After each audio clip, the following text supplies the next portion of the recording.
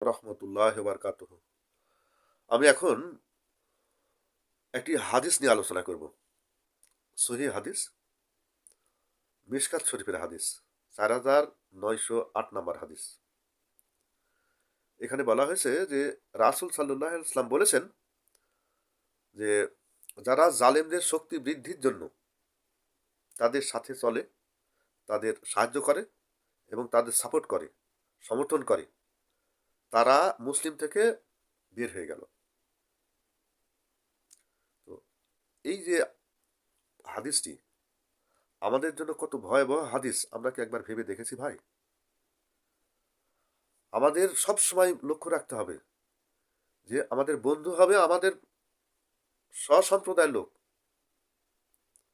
আমি কারোর সাথে গন্ডগোল করতে যাব না, পরিষ্কার কথা।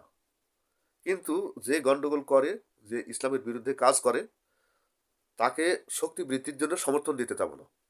আর আল্লাহ রসুল বলছেন যে এই কাজটি যে করে সে ইসলাম থেকে খারিজ হয়ে গেল। তাহলে আমরা দৈনন্দিন জীবনে, পারিবারিক জীবনে, সামাজিক জীবনে, রাষ্ট্রীয় জীবনে যদি এইরকম কোনো কাজ করে থাকি,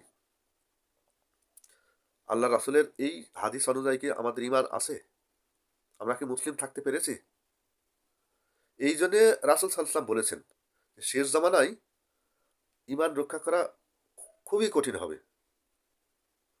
আমরা বুঝতেই পারবো না যে কখন কোন ফাঁকে ইমান আমাদের হারিয়ে গেছে। কারণ পরিবেশ এমন হবে যে পরিবেশের সাথে মিশতে, যে চলাফেরা করতে, যে জীবনযাপন করতে, যে মনেই হবে না যে এটা পাপের কোনো কাজ। অথচ আল্লাহ রাসুল বলছেন যে না, যারা জালেমদের শক্তি বৃদ্ধির জন্য তাদের সাথে চলে, তাদেরকে সাহায্য করে, তাদেরকে সমর্থন দেয়, তারা ইসলাম থেকে খারিজ হয়ে যায়। মিশকাত শরীফের 4908 নম্বর হাদিস আপনারা পড়ে দেখবেন। আর যদি আল্লাহ আপনাদের সেই তৌফিক দেন, মাথায় যদি বুদ্ধি থেকে থাকে, তাহলে বুঝে ওই সমস্ত জালেমদের থেকে যেন আমরা দূরে থাকি।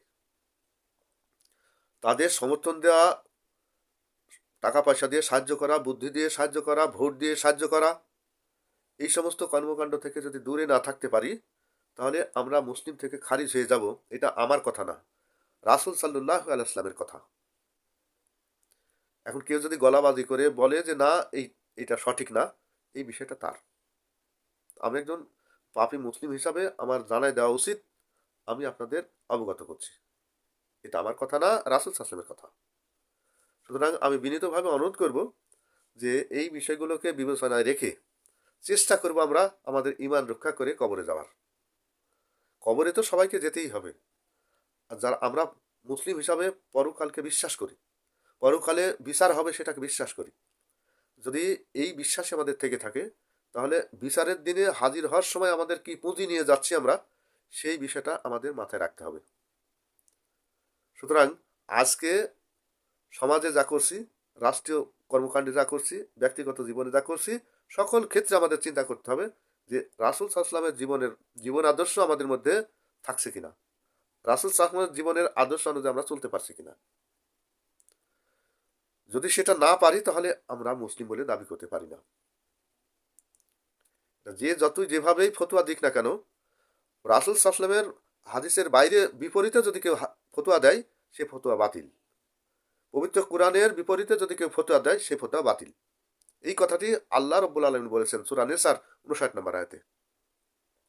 তোমাদের নেতা মানবে, এটা ঠিক আছে, কিন্তু নেতা যদি কোরআন এবং হাদিসের বিরুদ্ধে কোনো ফতোয়া দেয়, কোরআন এবং হাদিসের বিরুদ্ধে কোনো নির্দেশ দেয়, আল্লাহ বলছেন যে তোমরা সেই নির্দেশ মানবে না।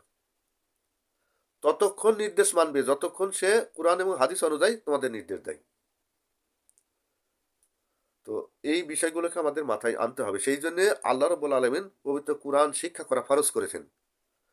আমি পড়তে জানি না, যে পড়তে জানে তাকে বলতে হবে যে এই ব্যাপারে আমাকে আয়াত পড়ে শোনাও।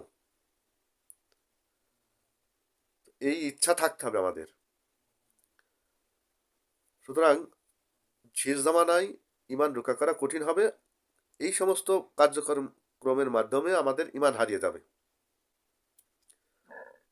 সেই জন্য যদি আমরা বেশি বেশি চর্চা করে থাকি যে কি কি ভাবে আমাদের ইমান হারাতে পারে, তো সেই চর্চাগুলো আমাদের যদি ভিতরে থাকে আর আল্লাহর ভয় যদি থাকে, তাহলে আমরা আশা করি ঈমান নিয়ে কবরে যেতে পারবো ইনশাআল্লাহ।